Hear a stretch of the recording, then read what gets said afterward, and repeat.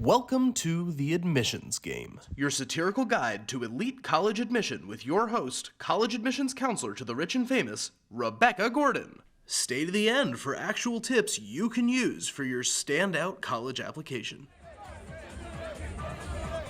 Parents from coast to coast who once reveled in their own tales of wild nights are delighted their children have little interest in any of that. Can it be attributed to superior parenting techniques? Sermons from the pulpit? Hardly. I'm Rebecca Gordon, CEO of DLS College Consulting, and I would posit that the the sole reason for this sea change in youthful interests is the ever-growing obsession with elite college admissions. Gone are the days when near-perfect SAT scores and impeccable grades could unlock the gates of prestigious campuses. And now, Mr. President, I'd like to announce the winner of the National Regeneron Science Talent Search Competition, Felina Olabale, for her paper Quantum Metrology, Coherent Dynamics of Multiparameter VO2 in Boron Nitride.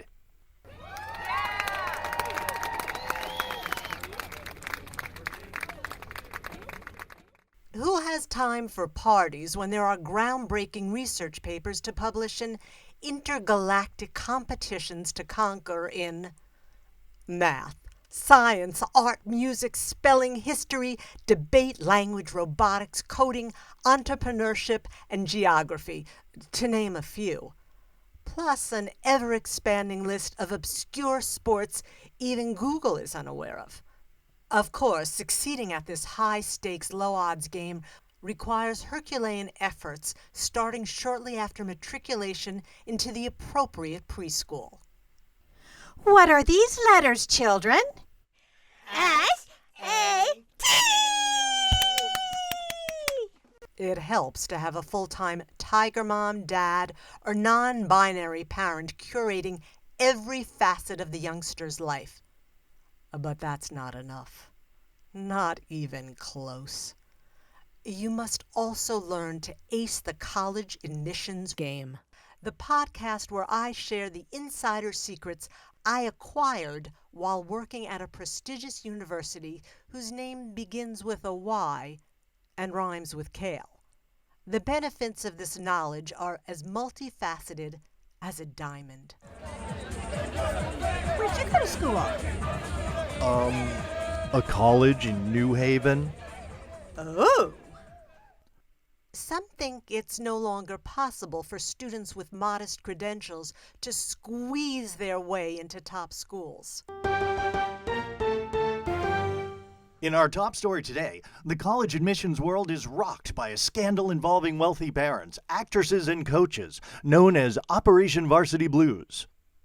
Now that the feds are wise to scams like Photoshop your face onto a water polo hunk and the formerly tried and true let an MIT graduate take your SAT technique, it does appear untenable.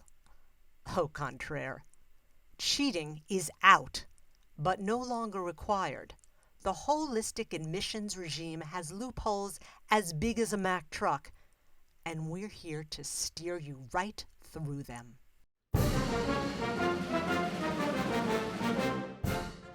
So, tune in and transform your college journey. I'm Rebecca Gordon, CEO of DLS College Consulting, LLC, here to guide you. Welcome, folks, to the debut of the Admissions Game Case Study Series, brought to you by DLS College Consulting. Admissions consulting is like a virus. You have to mutate every year to stay ahead of the gatekeepers. In this episode, we dive into my latest surefire approach, Ideological Diversity. I'll showcase this winner with my client, billionaire hedge fund manager Milford Lonergan, and his Antifa activist son, Killian. What do we want? And white supremacy! When do we want it? Now! That woman must be a white supremacist. She flipped me off. How do you know there was she, Killian? Oh, yeah. Milford brought his son Killian to see me, bragging about his street cred. Killian may have a B-minus average, but he has a tremendous potential, and I'm a firm believer that it's important not to peak too soon. You can't overturn the global capitalist hegemony and go to class at the same time. True enough. So let's take a look at your Twitter feed, Killian. Looks like you researched all your teachers' donations to Republicans and posted them on Twitter. Those cretins deserve to be outed. They obviously gave him poor grades in retaliation. No doubt. Oh, and I see you outed your classmates' parents, too. Those clowns only care about tax cuts. Well now, economic research clearly shows taxing the wealthy ends up hurting the poor the most. Killian has tremendous passion and convictions, which is laudable. I'm glad you recognize that. But guess how many of the 60,000 plus Harvard applications talk about economics and racial justice? Not enough. Try 10,000. Guess how many write about the climate crisis? I'll answer that one. Close to half. So even though Ivy League colleges love liberal activists, they have a whole abattoir to choose from, and most of them will have a 4.0 GPA. Unless Killian wants to matriculate to a local community college. What? He'll have to do what few other applicants do. Pursue change with conservative, market-oriented ideas. Are you saying I should become a Republicard? That sounds awfully ableist, Killian. Well, don't worry. Going full-on GOP would be the kiss of death. But colleges want at least some conservatives for ideological diversity. You really think Killian could get into the Ivy League with that? If he follows my plan, absolutely. yeah. Then I could break down the establishment from within. Milford, here's my bank information. Just wire the $500,000 retainer. I'll take it from there.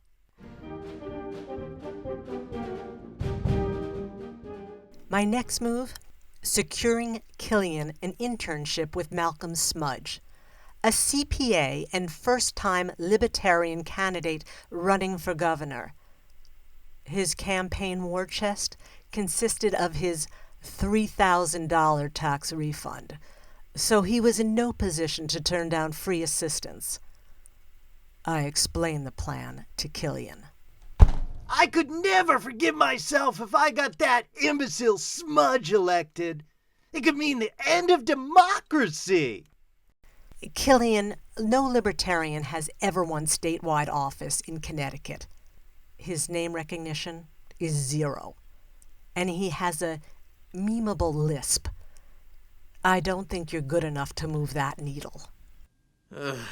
After realizing how a Yale degree could enhance his plans for societal overthrow, Killian reluctantly joined Smudge's campaign. On his first day, Killian hid his vape pen as he saw Smudge approaching, excitingly waving a print newspaper.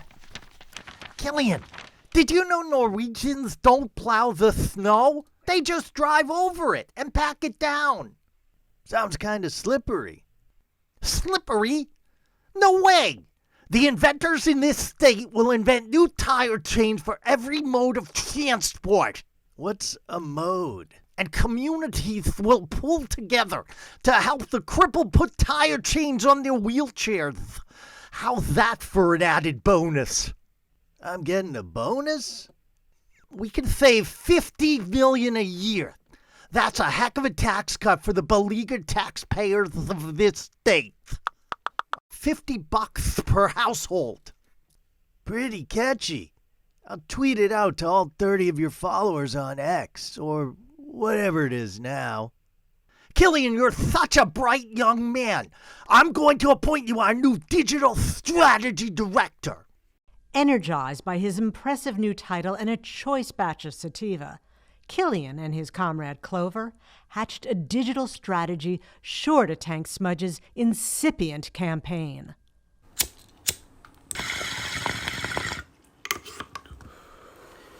That's some banging weed, man. Do that. Hey, let's start a Twitter account called Crash Test Dummies for Smudge. On it. Oh, here's a video of a car careening off the road. The Crash Test Dummies for Smudge are def reposting this. No salt. Whee! What about Hot Granny's Love Smudge? I can hear my grandma. Common sense. Now. Post it! Where are the Doritos? Killian woke up from his weed-induced torpor to a torrent of smudge-related activity all across social media. It started with @LesbianPsychoKillers tweeting hot for smudge. The posts kept flooding in. Going GOP to meet hot grannies. Crash Test Dummies on ice. Strap me in. A photo meme of Smudge captioned, "A fascist but stone-cold hottie," was widely shared by radicals and reactionaries alike. Rebecca, did you see the tweets? Yes, each one funnier than the next. What should I do? These libertarians all own guns. Remember, all publicity is good publicity. Stride in there like a champ. You've got to own it. News on the hour. We're not prepared. Women and children are inside. They're He hopeful found President Malcolm Biden's trip angrily will lead to flipping better between conditions. TV news Fernando shows Garcia of with the his Border remote. Network for Human Killian, Rights. we live in a thick and violent society. But the phone is ringing off the hook. The local TV channel, the Hartford Gazette, Jimmy Kimmel. Since the three-term incumbent Governor Stanley Smythe spent more time on the golf course than the campaign trail, a new tweet naturally started trending. Hashtag, what is a Stanley Smythe? It went downhill from there. Killian's own grandmother strapped a billboard to the roof of her car reading, "Hot Grannies Love Smudge." $50 tax cut. Yes, please. Good morning, Hartford. Joining us today is Libertarian gubernatorial candidate Malcolm Smudge. Malcolm, overnight you seem to have united everybody in this polarized state. Crash Test Dummies, Hot Grannies, Lesbian Psycho Killers. Well, Nick, they're just responding to my common sense campaign. I'm taking a weed whacker to all the crazy spending and giving the citizens the liberty they demand. Well, your message is definitely resonating, Mr. Smudge. Smudge. Don't apologize. We in the disabled community know there's strength in the difference. No hiding under a barrel. We're here to own it. Welcome, citizens of all different abilities from the great state of Connecticut. Own it! Own it! Own it! I'm proud to announce our next governor, Malcolm Smudge. Common sense! Common sense! Ladies and gentlemen, I'd like to thank my opponent, Governor Stanley Smythe, for a well-run campaign. And a special thank you to my brilliant aide, Killian Lonergan, for the win.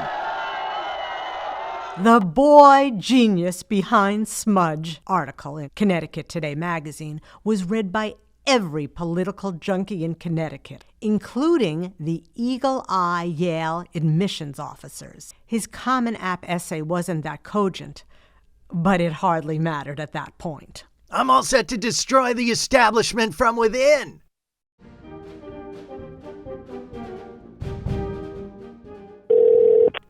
So the phone lines here at the DLS College Consulting Office are ringing off the hook. Looks like it's time for some of our callers. First up, we have Riley Metlock from the charming Asheville, North Carolina. What's your question, Riley? Oh man, I'm all fired up about colleges seeking out conservatives. Will my chances be even better if I got a track record of leading a full-fledged nation-spanning conservative movement? That's quite the angle, Riley. Tell me more. Yes, ma'am. I'm the big wig running the western chunk of North Carolina for the Oath Keepers. You ever come across them? Oh, I might have caught a glimpse of them on the news. We're becoming real well known as guardians of the Constitution, even in the lamestream media. Anyway, I was a mastermind behind hauling in 2 busloads of patriots for the totally legitimate, mostly peaceful protests at our nation's capital on January 6th. I see. But here's the deal.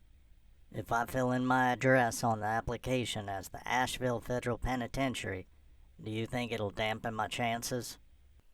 Actually, Riley, only certain types of conservatism are desirable at elite colleges. I'm afraid rioting to overturn an election isn't one of them. Dadgummit, I wish I'd known.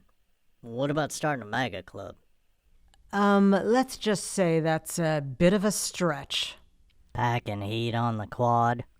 Oh, sorry, Riley, that's a no-go. But a little-known loophole called prison education for inmates might be just your ticket. I loves me a loophole. The University of North Carolina, Chapel Hill offers free college credits while you're, well, paying your debt to society. Woohoo! But Chapel Hill's got a 20% acceptance rate. Think they'll take me? My SAT score is just at 800, but I do got my GED. If you're a convicted felon serving time, you're in. Sweet. Too bad I'm only in for a year. Maybe I'll see if my lawyer can get me a longer sentence. You don't mind the company there? Heck no. Me and my fellow inmates got a real bond. Wrongly convicted, all of us. And we're a united front against the feds when we get out. Well, you sound pretty young, so you can probably get that felony off your record. So buckle down, Riley, and you could strut out of the clink a UNC Chapel Hill grad. Crash, boom, bang. Tiffany, who's in the hot seat now? We've got the one and only Clover Cowperthwaite, calling in from Greenwich, Connecticut. Hello, Clover. Wait a second. Are you the same Clover who was sharing bong hits with Killian Lonergan? Yeah, that's me. And that weasel Killian didn't toss me a single shout-out for helping him get that MAGA douchebag Smudge elected. So now I'm stuck finding my own angle to wiggle into college. I got a wild idea I wanted to run by you. Okay, hit me. Okay. Buckle up. All right, Ideological diversity. Hold up, Clover. You're zooming ahead without me. You know, that whole deal where love ain't confined to a simple 2-person game. Polyamory, you mean?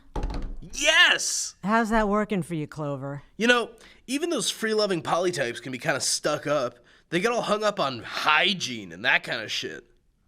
Well, I'm sure you'll have your pick of non-hygienic polyamoros in your local tent camp when you graduate from high school.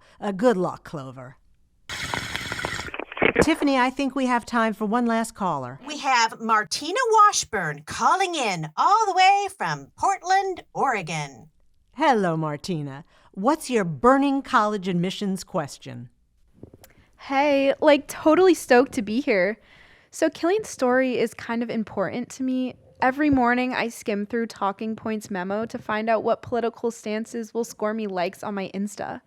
But hey, I'm cool with crafting a whole new identity if that's my golden ticket into Harvard. I'm not saying you should lie about your beliefs, Martina. But making a good faith effort to understand the other side will go a long way. Yeah, whatever. I've already sent in my fake conservative essay on my Harvard application and my genuine progressive essay to Stanford to hedge my bets. Then what's your question? If I roll into Stanford waving the create my own social justice major flag, can I drop that and switch to econ when I get there? You bet, Martina. Killian pulled off that hat trick and now he's interning at Goldman Sachs. Best of luck on your journey.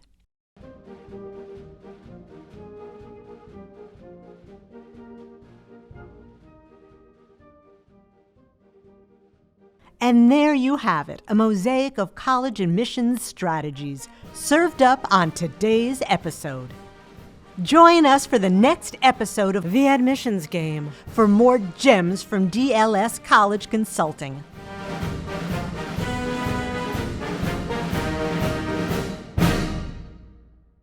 And now a word from the producer of The Admissions Game, Lori McKenzie.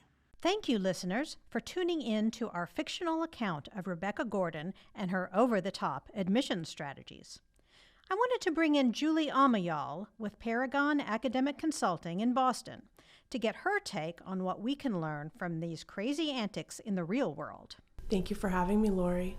Julie is a graduate of Harvard College, served on the Harvard Admissions Alumni Committee, and has advised countless students from around the globe in college admissions. Julie, I know the admissions game is satire, but are there lessons from this episode that can help our listeners in their college admissions process? First of all, I thought Killian's story was hilarious and obviously over the top, but I do think there are some nuggets that listeners can use. We're all ears, Julie.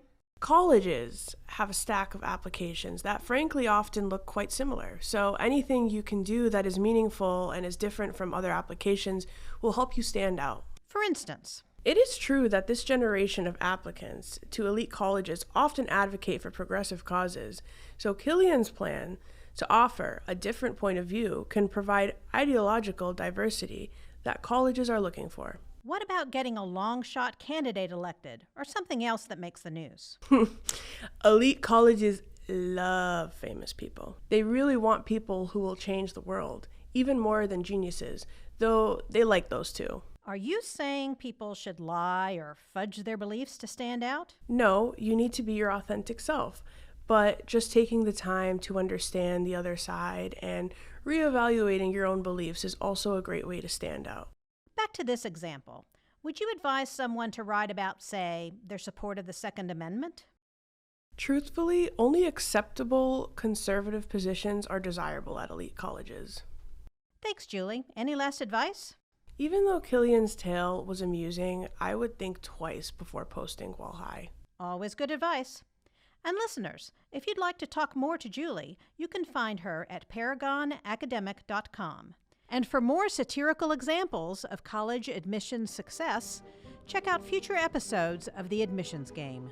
The first 10 listeners to guess the meaning of DLS will snag a free copy of the Admissions Game Handbook, your guide to guaranteed Ivy League admission. Email entry to dlscollegeconsulting@gmail.com. Guaranteed admission applies only to open enrollment online courses. The Admissions Game stars Allison Walkler, Russ Coleman, Isaac Chapin, Eric Dethlefsen, Anjali McKenzie, and Lori McKenzie. Edited by Isaac Chapin and Russ Coleman. Sound design by Isaac Chapin.